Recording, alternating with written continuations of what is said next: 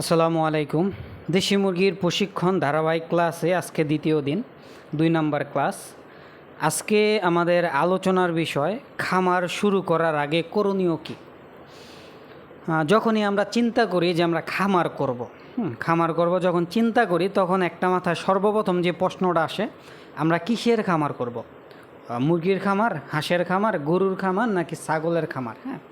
এই যে খামারে যে ধাপগুলো আছে, আমি চাইলে মুরগির করতে পারি, চাইলে ছাগলের, চাইলে গরুর বা চাইলে হাঁসের, যেটাই চাই আমি ওইটারই খামার দিতে পারবো।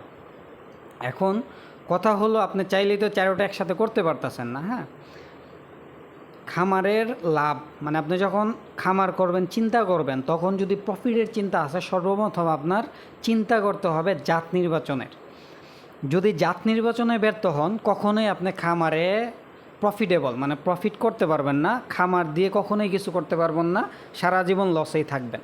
কিন্তু যদি জাত নির্বাচন করতে পারেন, যেই জাতটা আপনার পরিবেশ, পরিস্থিতি, আর্থিক অবস্থা সকল ওপর নির্ভর করে আপনার স্থায়ী বাজারের ওপর মোটামুটি বিক্রি করতে পারবেন, ভালো লাভ আছে, ওই জাতটা যদি নির্বাচন করতে পারেন, তাহলে ইনশাআল্লাহ আপনি খামার সেক্টরে আশা করা যায় 2 দিন আগে হোক বা পরে হোক প্রফিট বের করতে পারবেন। কিন্তু আপনি যদি জাত নির্বাচনেই ভুল করেন, সেক্ষেত্রে কিন্তু কখনোই আপনি যতই চেষ্টা করেন, সেই ক্ষেত্রে প্রফিট বের করা কখনোই সম্ভব না। এই কারণে খামারে লাভবান হওয়ার মূল শর্ত হলো জাত নির্বাচন।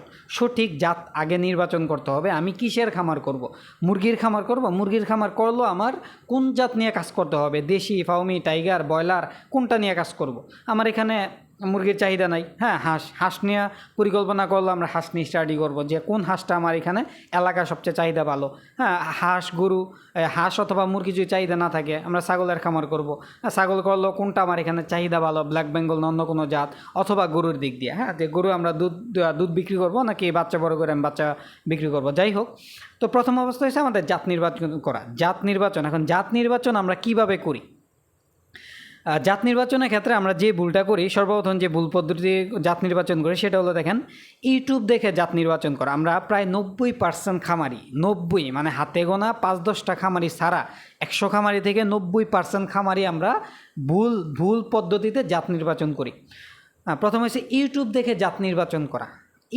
ইউটিউবের জায়গায় আমরা 2টা ভুল করি। প্রথম হচ্ছে আপনার কোনো প্রতিবেদন দেখি, অথবা কোনো একটা খামারি আমার ভিডিও ভালো লাগছে, ওর প্রতিদিন ভিডিওগুলো আমি দেখতেছি, ওর খামারের ভিডিওগুলো দেখে হয় লাভ করতেছে, ওরটা দেখে আমি চাইতে, যেমন হয় দেশি মুরগি পালন করে বা ফাউমি মুরগি পালন করে, ওরটা দেখে আমিও দেশি বা ফাউমি সিলেক্ট করলাম।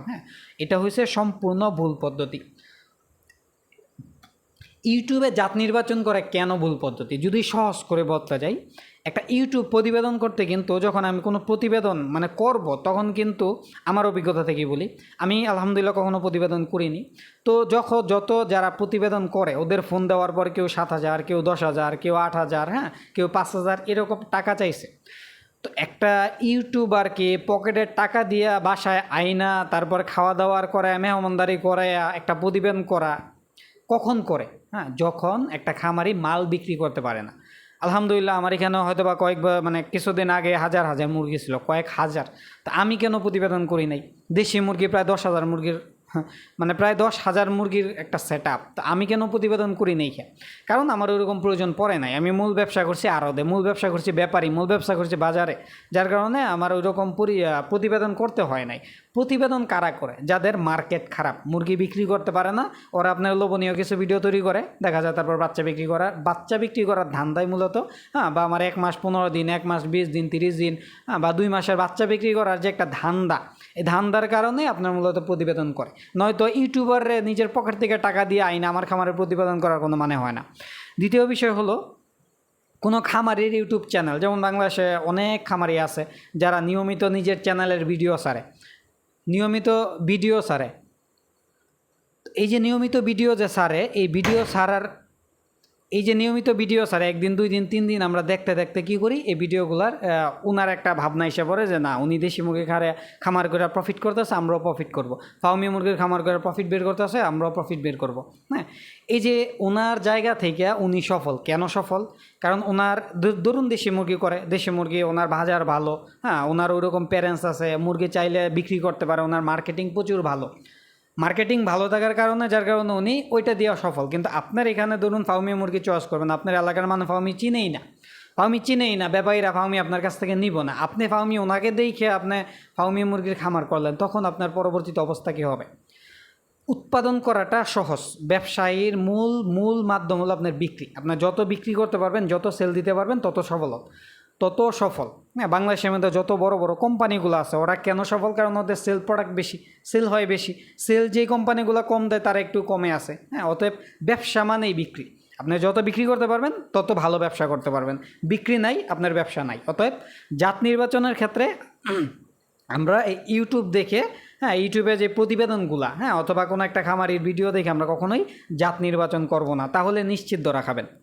আরেকটা বিষয় হচ্ছে ফেসবুক অথবা কোনো খামারের সফলতা দেখে। হ্যাঁ, যেমন আমিও যখন খামারে আসছিলাম, অমুক ভাই মোটামুটি আলহামদুলিল্লাহ বিশাল খামার দিছে, ধরুন না 5 গ্রাম 10 গ্রাম পরেই, হ্যাঁ, আমাদের বাসা এক জায়গায় আছে 10 গ্রাম বা 8 গ্রাম পরে একটা খামারে বিশাল বড় উনি, হ্যাঁ, আলহামদুলিল্লাহ খামার করে ভালো অবস্থা চলে গেছে। এই যে ওনারে দেখে আমি কী করলাম, খামার দিলাম। বা ফেসবুকে দেখলাম একজন আপনার বিভিন্ন ধরনের পোস্ট করে, প্রচুর পরিমাণ ওনার বাচ্চা বিক্রি হয়, প্রচুর টাকা লাভ করতেছে। হ্যাঁ, অতএব ইউটিউব ছাড়া কাউকে আমরা দেখে যাচাই করে ওনার লাভ দেখে, ওনার বিক্রি দেখে, ওনার যে ভালো অবস্থান দেখে আমরা ওনার যে জাতটা, ওই জাতটা নির্বাচন করি। হ্যাঁ, অতএব অন্যকে দেখে জাত নির্বাচন করাটাই বোকামি। এটি হচ্ছে সম্পূর্ণ ভুল পদ্ধতিতে জাত নির্বাচন করা।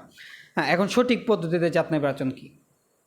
দেখেন, সঠিক পদ্ধতিতে জাত নির্বাচন করতে হলে আপনার অবশ্যই সর্বপ্রথম যেটা হচ্ছে এলাকার চাহিদা, এলাকা বাজার, আপনার নিজের এলাকা এবং বাজারের যে চাহিদা ওইটা থাকতে হবে।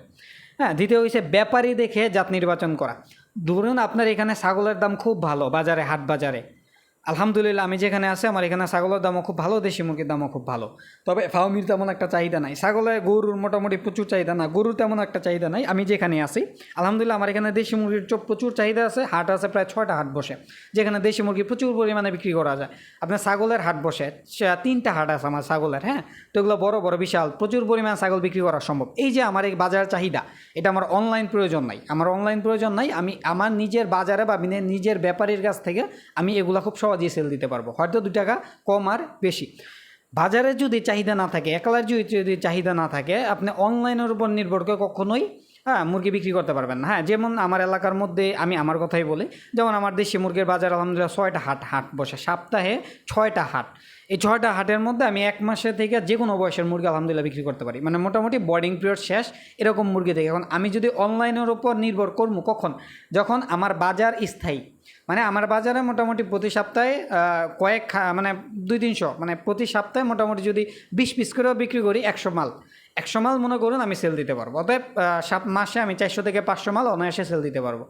এখন অনলাইনের বিষয়টা হচ্ছে, আমি যখন 500 মাল সেট আপ মোটামুটি আমি বিক্রি করবো, আমি কনফার্ম, তখন আমি দ্বিতীয়তে আমি অনলাইনে যাই। হ্যাঁ, অনলাইনে যাই, কারণ আমি যেটা করি প্রথম অবস্থায় 1 মাসের বাচ্চা আমি অনলাইনে সেল দেওয়ার চেষ্টা করি, কারণ অনলাইনের দামটা ভালো পাওয়া যায়।